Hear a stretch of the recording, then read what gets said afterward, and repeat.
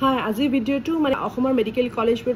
পাবৰ কাৰণে নিটৰ cut off mark কিমান তললৈ যাব আমি যোৱাবাৰ মই লাষ্ট জেনেৰেলৰ মাৰ্কস আছিল 608 আৰু ৰেংক আছিল যদি অল ইণ্ডিয়া লেভেলত আমি ৰেংকটো চাবলৈ যাওঁ তেতিয়াহলে আছিল 68000 মান ৰেংকত আছিল 608 মাৰ্কসটো আৰু এবাৰ চাওঁ হকচোন এবাৰ 2025 ত অলৰেডি যেটো কাট অফ কম এই 487 মাৰ্কসতে 67854 ৰেংক পাইছে বা তাতকৈ যদি আমি আৰু অলপ কমলৈ আহো আমি যদি ভাবিলো যে যোৱাবাৰ 68000 ৰেংকত অসমত সিট পাইছে আৰু এবাৰ যেহেতু আৰু এখন মেডিকেল কলেজ বাহিল গটিকে এবাৰ কি হ'ব পাৰে 70000 ৰেংকটো হয়তো অসমত মেডিকেলত সিট পাই যাব পাৰে আৰু যদি জেনেৰেলৰ কাৰণে 70000 ৰেংকটো আমি চাবলৈ যাওঁ তেতিয়াহলে মাৰ্কস হ'ব 485 ঠিক একেদৰে যদি ওবিসি চাও লাষ্ট ওবিসি যোৱাবাৰ লাষ্ট মাৰ্কসটো আছিল 511 আৰু 511 ত আছে ওবিসি ৰেংক আছিল 189000 আৰু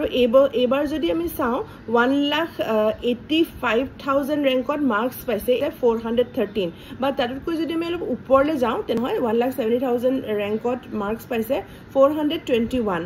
So gotike ebar OBC cut off mark around 400 dhorok 13 410 415 ৰ ভিতৰ হ'ব লাগে আৰু তেনেকৈ এসসি যদি চাবলৈ যাওঁ শিডিউল কাষ্ট তেতিয়া হলে যোৱাবাৰ শিডিউল কাষ্ট মাৰ্কসটো আছিল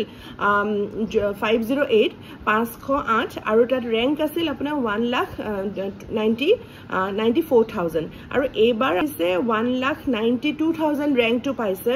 409 নম্বৰ গটিকে যোৱাবাৰকৈ পাই 100 মাৰ্কসৰ ডিফাৰেন্সত টু এবাৰ সিটটো পাই যাব পাৰে মানে ধৰক 409 415 420 বা 409 কো কমটো হয়তো এসসি কোটাত আপোনাৰ সিটটো হৈ যাব লাগে পাৰে